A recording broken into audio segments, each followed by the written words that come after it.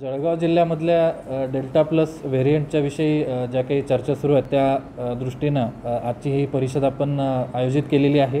याची पार्श्वभूमी अशी आहे की गेल्या महिन्याभरामध्ये पूर्ण राज्यभरातनं 7,500 कोविड पॉझिटिव्ह रुग्णांचे RNA सॅम्पल्स हे आपण अधिक अभ्यासासाठी आणि जिनोमिक सिक्वेन्सिंगसाठी पाठवले होते।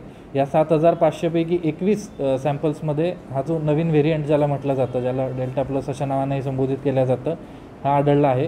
आणि त्यापैकी आपल्याला जशी माहिती मिळाली काल की रत्नागिरी जिल्ह्यातले 9 आणि जळगाव जिल्ह्यातले 7 सॅम्पल्स आहेत। आता यामध्ये थोडासा अजून आपण आढावा घेतला, माहिती घेतली तर हे 7ही सॅम्पल्स होते हे आपल्या जिल्ह्यातले एकाच क्लस्टरमधले होते, म्हणजे एकाच क्षेत्रामधले होते। आपल्या जिल्ह्यातनं 100 आपण सॅम्पल्स पाठवले होते या एक्सरसाइजसाठी। त्यापैकी हे 7 सॅम्पल एका क्लस्टरमधले होते। नंतर ह्या 7 ज्या कोविड पॉझिटिव्ह रुग्णांचे हे सॅम्पल्स होते त्यांची आपण डिटेल माहिती घेतली, त्यांचा अभ्यास केला तर लक्षात आलं की हे 7ही जण मे महिन्यामध्ये पॉझिटिव्ह आले होते। हे एकाच क्लस्टरमधले, म्हणजे एकाच भौगोलिक एरियामधले होते, ग्रामीण क्षेत्रातले सगळे आहेत। कुठला क्षेत्र आहे ते अधिकृत कम्युनिकेशन झाल्यावर ते आम्ही जाहीर करूच। 7ही जण हे असिम्प्टोमॅटिक होते, त्यांना कुठल्याही प्रकारचं लक्षण किंवा सिव्हिअरिटी नव्हती आणि हॉस्पिटलाइज करण्याची सुद्धा त्यांना गरज पडली नाही। त्यानंतर पुढची एक्सरसाइज आपण खबरदारीची बाब म्हणून केली की या 7 लोकांचे जे काही क्लोज कॉन्टॅक्ट आहेत आणि लो रिस्क कॉन्टॅक्ट आहे या सगळ्यांची ट्रेसिंग केली, त्या सगळ्यांची टेस्टिंग केली आणि पूर्ण त्या क्षेत्राची जेव्हा आपण मास स्क्रीनिंग केली तेव्हा हे लक्षात आलं की त्या क्षेत्राची पॉझिटिव्हिटी आहे ती 1.21% 1.21% आहे, म्हणजे जी बऱ्यापैकी जिल्ह्याच्या पॉझिटिव्हिटीशी मिळती जुळती आहे। आणि त्या ठिकाणी फार काही केसेसचं मोठ्या प्रमाणावर प्राबल्य आहे किंवा फार त्या ठिकाणी काहीतरी सिव्हिअरिटी डिसीजचे असं सुद्धा काही दिसून नाही आलं। ओव्हरऑल जिल्ह्यामध्ये जो ट्रेंड होता त्याच पद्धतीची पॉझिटिव्हिटी, त्याच पद्धतीचा डेथ रेट हा त्या भागामध्ये सुद्धा दिसून आला।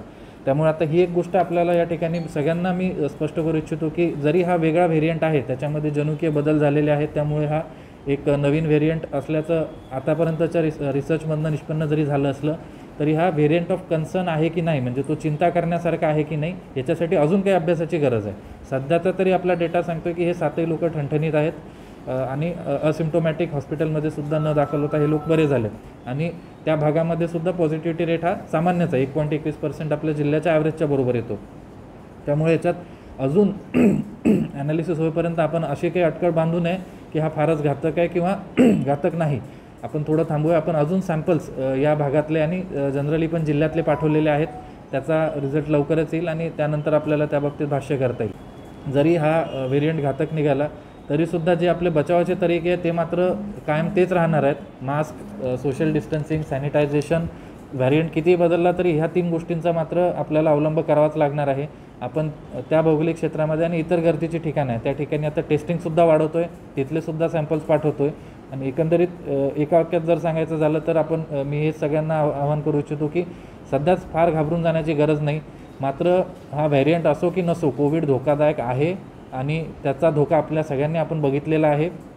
त्यामुळे फक्त नवीन व्हेरियंट आला म्हणूनच आम्ही काहीतरी खबरदार होणार अशातला भाग नाही आहे त्या व्हेरियंटसुद्धा काही कमी धोकादायक नाही आहे। त्यामुळे आपण पूर्ण काळजी जी घेतो आहे ती अशाच पद्धतीने घेत राहावी, मास्कचा वापर करावा, गर्दी टाळावी, सॅनिटायझेशन, हाताची नाकातोंडाची स्वच्छता ही व्यवस्थित ठेवावी आणि सगळ्यात महत्त्वाचं म्हणजे थोडंफार लक्षण जरी आढळलं किंवा थोडीशी पुसटची जरी शंका असली तरी तातडीनं तपासणी करून लवकरात लवकर आपलं टेस्टिंग करून घ्यावी, म्हणजे जेणेकरून पुढे फार काही त्यामध्ये सिरियस आपल्याला व्याधी किंवा सिरियस त्याच्यात पुढे काही परिणाम